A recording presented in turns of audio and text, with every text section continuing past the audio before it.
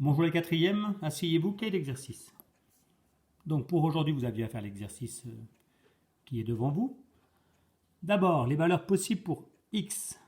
Donc x, ça représente la distance BM. Bon, ça représente aussi la distance AB, mais pour la distance AB, il n'y a aucun problème. La distance AB peut prendre les valeurs que l'on veut. Ça dépend juste de la distance BM. La distance AB, il n'y a pas vraiment de gêne occasionnée. Il faut juste que ça soit un nombre positif. Bien sûr, une distance est un nombre positif. Donc le problème, c'est que M est un point du segment BC. S'il n'y avait que le triangle ABM tout seul, il n'y a aucun problème. X pourrait être un nombre positif, n'importe lequel. Mais M est un point du segment BC. Ça veut dire que la distance BM est comprise entre 0, c'est le cas si le point M est confondu avec le point B. Dans ce cas-là, la distance BM vaut 0. Et la valeur maximale que peut prendre la distance BM, c'est la distance BC. Voilà, le point M, si vous le faites partir de B, voilà, là, ça va voilà, là, ça vaut, j'en sais rien, 1,5, 2, 5, 6, 7,1. Et là, on arrive à 10 et c'est le maximum. La distance BM ne peut pas dépasser la distance BC, puisque M est sur le segment BC. Il est coincé entre le point B et le point C. Donc X devait être un nombre compris entre 0 et 10. On vous demande d'exprimer en fonction de X l'aire du triangle AMC. Première méthode. On peut faire l'aire du triangle ABC moins l'aire du triangle ABM. Pour trouver l'aire du triangle ABC, je vais recommencer. Pour trouver l'aire du triangle AMC, là que j'ai assuré, on va faire l'aire du triangle ABC, le triangle ABC qui est rectangle en B, moins l'aire du triangle qui est entre le triangle ABM qui lui aussi est rectangle en B. Voilà. Alors, l'aire du triangle ABC, l'aire d'un triangle rectangle, c'est la moitié de l'aire d'un rectangle. L'aire du triangle ABC, c'est la moitié de l'aire de ce rectangle-là, que j'ai fait en partie en pointillé. Donc, c'est distance BA fois distance BC sur 2, l'aire d'un triangle rectangle, moitié de l'aire d'un rectangle, côté de l'angle droit, fois côté de l'angle droit sur 2. Distance BA fois distance BC. Ah, j'ai mis une bêtise là, j'ai mis distance AB fois distance AC. On va corriger ça proprement. Donc c'est distance BA fois distance BC sur 2. Voilà, joli travail, propre, soigné. Du grand art. Distance BA fois distance BC sur 2. Moins l'aire du triangle ABM. Donc pour trouver l'aire du triangle ABM, on fait distance BA moins distance BM, distance BA fois distance BM sur 2. Bon, j'ai mis distance AB. Encore un texto de Jean-Michel Blanquer, il ne me lâche pas de la journée. Bon, j'ai mis distance AB, c'est pareil que distance BA. On peut mettre BA comme tout à l'heure. Je ne sais pas ce que j'ai, j'arrête pas de tousser. Alors, distance BA multipliée par distance BM sur 2. Alors, la distance BA, ça vaut X. La distance BC, ça vaut 10. Donc, X fois 10 sur 2. La distance BA, ça vaut X. La distance BM, ça vaut X. X fois X sur 2. Alors, quand on fait X multiplié par 10 divisé par 2, on peut calculer 10 sur 2. 10 divisé par 2, ça fait 5. Donc, ça fait 5x moins, et x fois x, on peut écrire x au carré sur 2. Donc 5x moins x au carré sur 2 cm². Première méthode.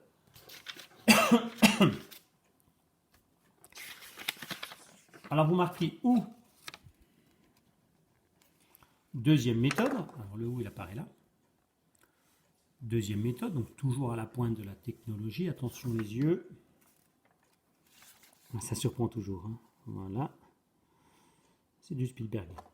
Alors, l'aire du triangle AMC, l'aire d'un triangle quelconque. Je vous rappelle, si vous avez un triangle comme ça, l'aire de ce triangle, c'est égal à côté.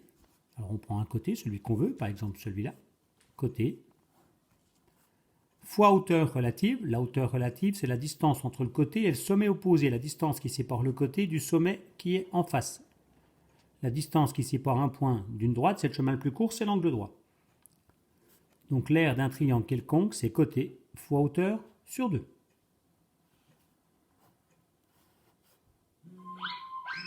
Il insiste, Jean-Mimi. il peut arriver aussi, par exemple, si je prends ce côté-là, si je veux trouver la hauteur, voilà, si je veux partir de ce point et rejoindre ce côté en faisant un angle droit, je suis obligé de prolonger le côté. Donc je le prolonge en pointillé. Donc côté fois hauteur sur 2. Toujours pareil. Hein.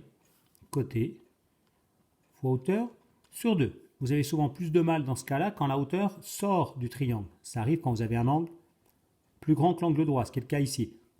Quand la hauteur est à l'intérieur, ça vous va. Quand ça à l'extérieur du triangle, ça vous chagrine un petit peu. Alors pour trouver l'aire du triangle AMC, je vais me rapprocher un peu. L'aire du triangle AMC. On va prendre le côté MC, le côté CM. Que vaut-il? La distance CB vaut 10. La distance MB vaut X. Que vaut la distance CM? C'est pas que je ne sais pas, je vous laisse un petit moment de réflexion pour vous. Oui. 10 moins X. Ensuite, si je veux trouver la hauteur relative au côté CM, c'est la distance qui sépare le point A du côté CM. C'est le même cas que le dessin de tout à l'heure. Si je veux partir de A et rejoindre le côté CM en faisant le chemin le plus court possible, il faut que je fasse un angle droit. C'est pour ça que la hauteur, elle est à l'extérieur du triangle. Voilà la hauteur qui correspond au côté CM. Donc CM, c'est un côté du triangle AMC. Et la hauteur relative au côté CM, c'est la distance AB. Voilà, elle est à l'extérieur du triangle. Donc on fait distance MC fois distance AB sur 2. La distance MC, ça fait 10 moins X. On n'oublie pas les parenthèses. Multiplié par la distance AB, ça vaut X. On peut appliquer la distributivité. On va distribuer la multiplication par X à l'intérieur de la somme qui est dans les parenthèses. Je vous rappelle qu'on peut mettre une soustraction, puis on appelle ça une somme. On peut faire une somme avec des nombres négatifs. Alors, si je distribue, ça fait 10 multiplié par X, 10 multiplié par X, moins X multiplié par X. 10 multiplié par X, ça fait 10X sur 2, moins X fois X sur 2. Ah oui, je suis allé peut-être un petit peu vite. J'aurais pu faire déjà une étape comme ça avant. 10X moins X au carré sur 2. On aurait déjà pu mettre cette étape ici, peut-être un petit peu moins vite. Donc ça fait 10x moins x au carré sur 2. Attention, on ne peut pas simplifier par 2 ici, hein, parce que ce n'est pas un produit, ici c'est un moins. Par contre, ce qu'on peut faire, c'est décomposer le quotient. 10x moins x au carré sur 2, on peut le remplacer par 10x sur 2 moins x au carré sur 2. Je vais déjà expliquer, par exemple avec des nombres connus. Si je fais 7 sur 2 moins 3 sur 2, ça fait 7 moins 3 sur 2. Donc si je fais inversement 7 moins 3 sur 2, j'ai écrit 7 sur 2, moins 3 sur 2. Ça, vous ne l'écrivez pas, hein. C'est juste pour vous expliquer que quand on a 10x moins x au carré le tout sur 2, on peut remplacer par 10x sur 2 moins x au carré sur 2. 10 sur 2, ça fait 5, donc ça fait 5x, moins x au carré sur 2. Alors x au carré sur 2, on peut l'écrire x au carré sur 2. On peut aussi l'écrire 1 demi fois x au carré. On peut l'écrire aussi 0,5 fois x au carré. C'est pareil, puisque 1 divisé par 2, c'est 0,5. Bon, ça, vous ne l'écrivez pas, hein. C'était juste pour vous expliquer rapidement. Voilà. Par contre, ce que vous pouvez faire, c'est, d'ailleurs je dis n'importe quoi, c'est pas là qu'il fallait le mettre, c'est ici. Peut-être pour ça qu'il m'appelle Jean-Mimi, je ne fais pas du travail propre en ce moment. Voilà. Quand vous avez écrit 10 fois x moins x fois x sur 2, en dessous, quand je serai un professionnel, je recommencerai cette vidéo. Mais bon, je ne suis pas un professionnel. Donc 10 fois x moins x fois x sur 2. Avant d'écrire ça, vous écrivez égal. Je vais essayer de le faire tenir. Et vous écrivez ce que j'ai écrit ici. 10x moins x au carré, le tout sur 2. Voilà, l'étape intermédiaire. Le petit truc qui est écrit là, c'est ce qui est là. Donc 10 fois x moins x fois x, le tout sur 2. Donc 10x moins x au carré, le tout sur 2. Ça fait 10x sur 2 moins x au carré sur 2. Et ça fait 5x moins x au carré sur 2, ou 1 demi de x au carré, ou 0,5 x au carré, comme vous voulez. Bon, vous prenez la correction. Essayez de faire un truc un peu plus soigné que ce que j'ai fait, merci. Exercice suivant. C'est pas ça. C'est celui-là. Alors, vous reproduisez la figure. Vous allez faire un segment AB de 10 cm. Vous allez tracer un demi-cercle de diamètre le segment AB. C'est-à-dire que son centre, il est là. C'est le milieu du segment AB. Donc, vous le prenez à 5 cm de A, évidemment à 5 cm de B. Donc, vous faites un demi-cercle de diamètre segment AB. Ou si vous préférez un demi-disque, parce qu'on va s'intéresser surtout à la surface. Vous allez placer un point M n'importe où sur le segment AB. Bon, personnellement, je l'ai mis plus près de A que de B. Vous pouvez très bien le mettre plus près de B que de A. Hein. J'aurais pu le mettre là, ou là, au milieu, mais le milieu, c'est un cas particulier. Donc le point M, vous le mettez où vous voulez. Vous tracez ensuite le demi-cercle de diamètre, le segment AM. Donc vous repérez le milieu, là. Vous mesurez le segment AM. Vous mesurez sa longueur, vous divisez par 2, vous repérez le milieu. Et vous tracez le demi-cercle de centre ce point qui va de A jusqu'à M. De même, vous tracez à côté le demi-cercle de diamètre, le segment MB. Donc vous repérez le milieu du segment MB, grosso modo il va être là, hein, vous mesurez, vous divisez par 2, et vous tracez le demi-cercle qui a pour centre la pointe du crayon de papier et qui rejoint M à B. Puis vous coloriez la partie que j'ai coloriée aussi, pareil. Donc la distance AB vaut 10, l'unité c'est centimètres, c'est marqué là.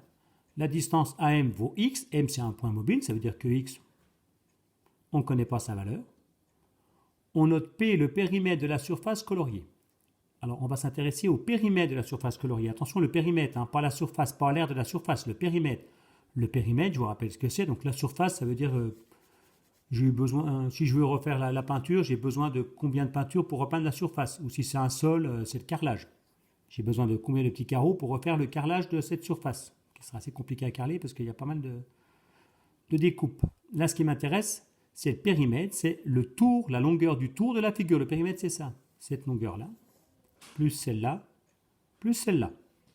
Alors, rappel, pour vous aider à faire l'exercice, je vous rappelle que le périmètre d'un disque, c'est 2 fois pi fois rayon. Moyen mémotechnique, si j'enlève le fois, ça fait 2 pi r. Si je prends le double du rayon, c'est le diamètre. Donc le périmètre d'un disque, c'est diamètre fois pi.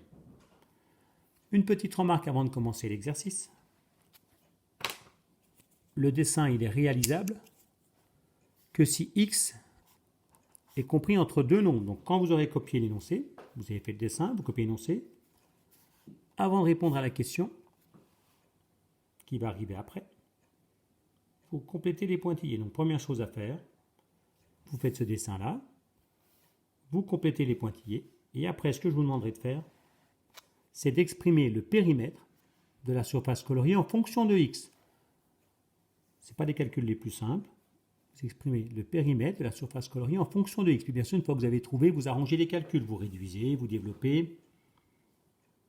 Au travail. Alors, je vous laisse copier ça. Ce que je corrigerai déjà, je vais recommencer. Ce que je corrigerai déjà dans un premier temps, c'est les nombres qu'il faut mettre ici. Et je vous corrigerai le périmètre après. Donc, vous faites le dessin. Quand vous avez trouvé les nombres qu'il faut mettre ici, vous venez à la correction. Et pour le périmètre, vous ferez ça après. Voilà, donc vous stoppez la vidéo, vous copiez ce qui est marqué là, vous complétez les pointillés et vous revenez à la vidéo. Donc je suppose que vous avez fait ce que j'ai demandé, vous avez fait le dessin, copié l'énoncé, il reste à compléter ce qui va là. M est compris entre A et B, il est quelque part sur le segment AB. La distance AM, c'est forcément un nombre positif. Si M est sur le point A, la distance AM vaut 0. Donc X est forcément supérieur à 0, la longueur d'un segment est positive. Par contre, M, il se déplace de A, et le plus loin qu'il peut aller, c'est B. Ça veut dire que la distance AM est forcément plus petite que la distance AB. X, il est compris entre 0 et 10. Une fois que c'est complété, vous cherchez à trouver le périmètre de la surface coloriée en fonction de X. La formule qui peut être intéressante, c'est surtout celle-là, hein, diamètre fois pi, puisqu'on connaît les diamètres. Au travail. Voilà. Toujours les mêmes effets spéciaux. Je sais, ça surprend même encore maintenant. Alors, on va y aller doucement. Pour trouver le périmètre. Alors, j'ai déjà calculé. Je pars de A. Il stresse, le Jean-Mimi. Ensuite, je vais faire la longueur, je repasse en rouge, du demi-cercle.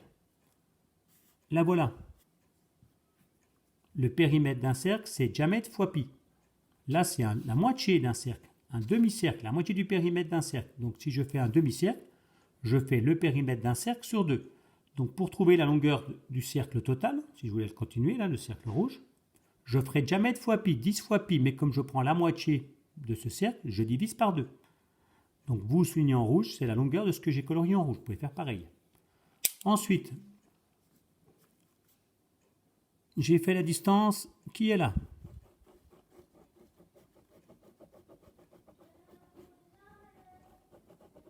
Voilà. Alors, là encore, vous avez un demi-cercle de diamètre, le segment AM. Donc, pour trouver la longueur du demi-cercle, vous faites la longueur du cercle. Le périmètre d'un cercle, c'est diamètre fois pi. Donc, si je faisais le cercle en entier, en noir, sa longueur, ce serait diamètre fois pi, donc x fois pi. Mais comme c'est un demi-cercle, on met sur 2. Maintenant, d'une autre couleur, j'ai ajouté la longueur de ce demi-cercle. Ah oui, j'ai oublié de souligner. Donc, la longueur qui est là, ça correspond au calcul qui est là. Donc, je souligne de la même couleur. Et la longueur du demi-cercle que j'ai fait en vert, ça correspond au calcul qui est là. Ce demi-cercle, quel est son diamètre? C'est la distance MB, la distance BM. De là à là, j'ai 10. Là, j'ai X, la distance MB. Elle vaut la distance AB moins la distance AM. Donc, la distance MB, elle vaut 10 moins X. Vous la faites apparaître sur le dessin avec une flèche qui va de M jusqu'à B. La distance MB, c'est donc 10 moins X. Si là, par exemple, j'ai 1, ben là, j'ai 9, 10 moins 1. Si là, j'ai 3,5, ben la distance MB, elle vaut 10 moins 3,5, 6,5 cm, etc. Maintenant, on arrange des calculs. 10 divisé par 2, ça fait 5, donc 5 fois pi. Plus, alors x fois pi sur 2, j'ai préféré mettre la lettre pi en premier, c'est pi fois x sur 2, ou pi sur 2, x. Attention, x et pi sont deux lettres, mais c'est très différent.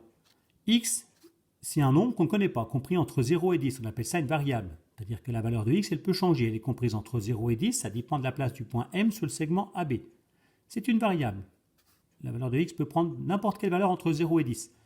Alors que pi, on a mis une lettre parce que c'est un nombre qu'on ne peut pas remplacer par un nombre décimal ou une fraction. Par contre, c'est un nombre qu'on connaît. Pi, il garde tout le temps la même valeur.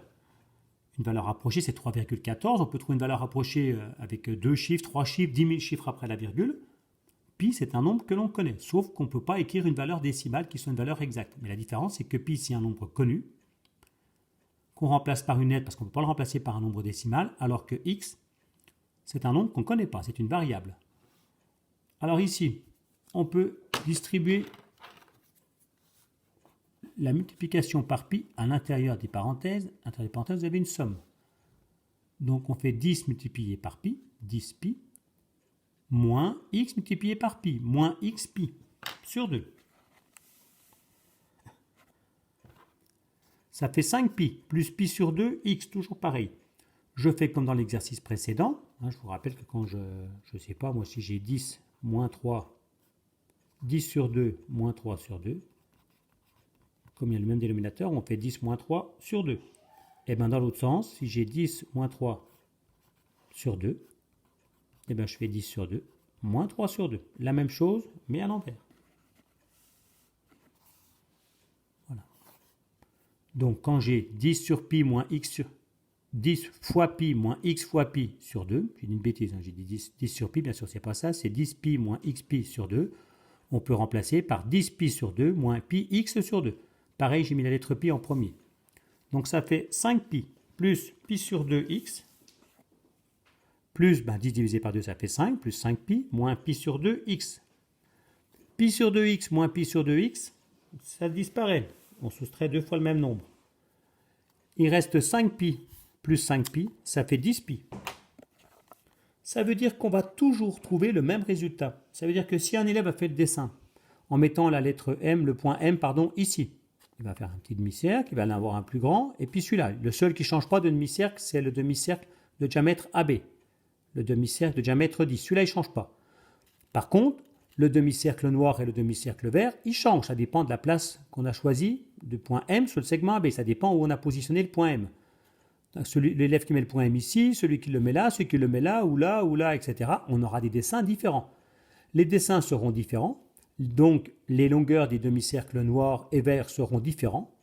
Mais quand on ajoutera les trois longueurs, le demi-cercle rouge, le demi-cercle vert et le demi-cercle noir, on trouvera toujours le même résultat. Quelle que soit la position du point M, les demi-cercles seront différents, mais la somme des longueurs des trois demi-cercles, ce sera toujours égal à 10 fois pi. Voilà, ça ne va pas changer. On dit que la valeur du périmètre est indépendante de la valeur de x, c'est-à-dire de la position de M sur le segment AB. Vous pouvez copier. Le périmètre est indépendant, il ne dépend pas de la valeur de x. Il ne dépend pas, c'est-à-dire qu'il ne dépend pas de la position de M sur le segment AB.